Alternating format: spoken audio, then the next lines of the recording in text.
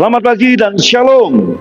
Renungan pagi ini berjudul beristirahatlah dan terimalah mujizatmu.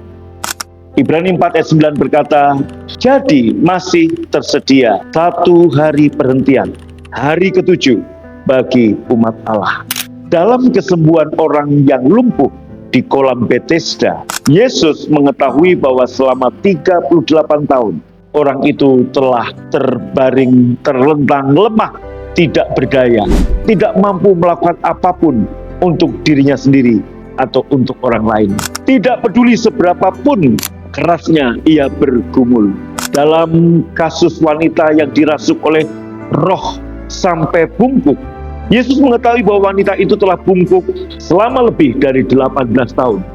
Dan dalam kondisi itu, ia hanya sedikit melihat keindahan hidup, hanya tanah yang berdebu, sandal-sandal, sepatu yang kotor, dan kaki-kaki yang terluka yang dia lihat. Bagaimana dengan orang yang lumpuh tangan kanannya? Yesus mengetahui dari pengalamannya sebagai tukang kayu, bagaimana tangan yang tidak berguna dapat membuat orang merasa tidak berarti.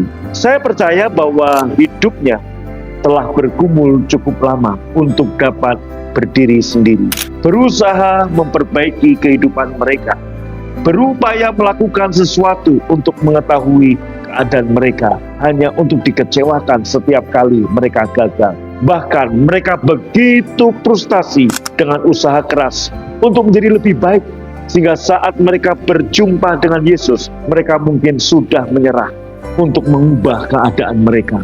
Saat itulah Yesus datang dan memberikan tawarannya untuk mengubahkan situasi buruk mereka.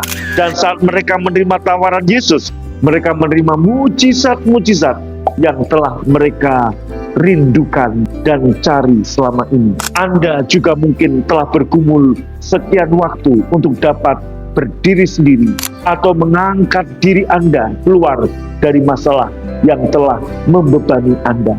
Anda telah berupaya melakukan apapun semampu Anda dengan harapan bahwa itu dapat menolong, tetapi Anda telah frustasi berkali-kali dan keadaanmu makin buruk. Kekasih-kekasih Tuhan, Tuhan mau Anda berhenti dari semua pergumulanmu dan menerima tawaran yang Yesus berikan untuk mengubahkan situasi kondisi buruk Anda. Bukan kebetulan ketiganya menerima mujizat pada hari Sabat, hari istirahat bangsa Yahudi. Firman Tuhan berkata, jadi masih tersedia suatu hari perhentian, hari ketujuh bagi umat Tuhan. Hari saat Anda berhenti dari kerja dan upaya diri sendiri dan beristirahat dalam Paskah, dalam karya Kristus yang sempurna, adalah hari saat Anda menerima mujizat Anda. Yesus telah menyelesaikan semua pekerjaan yang harusnya kita lakukan. Apapun yang kita butuhkan telah diadakan di kayu salib, disediakan di kayu salib.